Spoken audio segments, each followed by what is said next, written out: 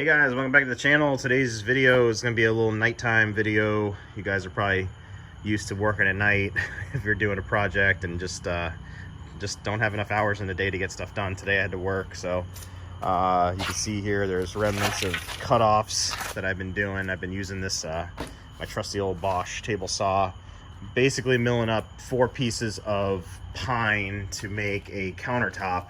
And this video is also going to be for people who are intimidated by making tops. I mean, this thing ain't going to work, you know, it's not going to win Woodworking of the Year award or anything like that, but it's a cheap and easy DIY countertop I'm putting in my laundry room. Something I really don't want to spend a lot of time on or money on, because time right now is at a premium. So just to give you the rundown, you can see here that's a squared up piece. I have a joiner. It's all the way out in the barn, and I don't feel like getting it down for something this simple. Done these before like this and they turned out pretty good, so I'll show you what I did. I took the regular 2x8 by 8, just milled off the edges, so I took off the factory bevel. You can see all these little thin strips here. This is the factory bevel that's on them. That's all I did on the table saw. Just the trick in this whole thing is just to keeping the media pretty straight and square against the fence. You also have to have a pretty decent table saw to do it with. This has been a really good saw for me. Mill them down, get the edges off, and then here's my glue up. You can kind of see what's going on. It's coming out pretty good. I joined it all up with some biscuits.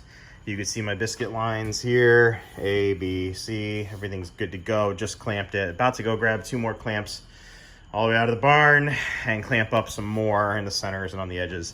And I'm gonna let this dry for 48 hours or maybe until Tuesday. And this is basically gonna be the top that's gonna go in my laundry room.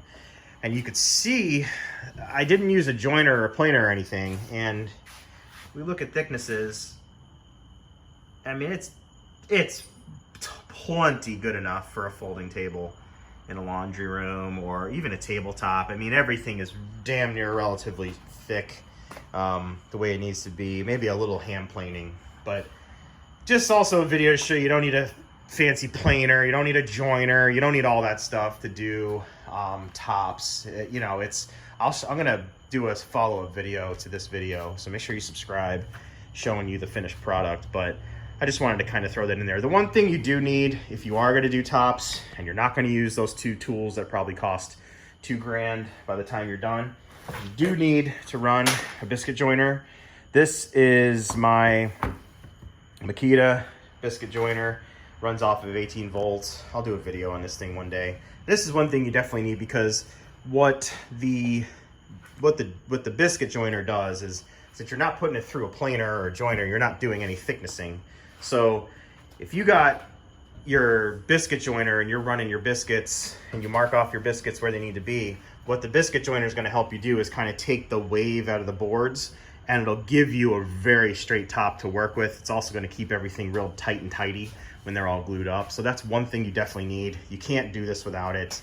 It's going to turn out like crap, and people will know you just hacked it together. But I used number 10 biscuits here. These are by DeWalt. I'm sorry, number 20 biscuits here by DeWalt. Just a run-of-the-mill stuff. But yeah, I just wanted to do a little video on this, a little late night Friday video.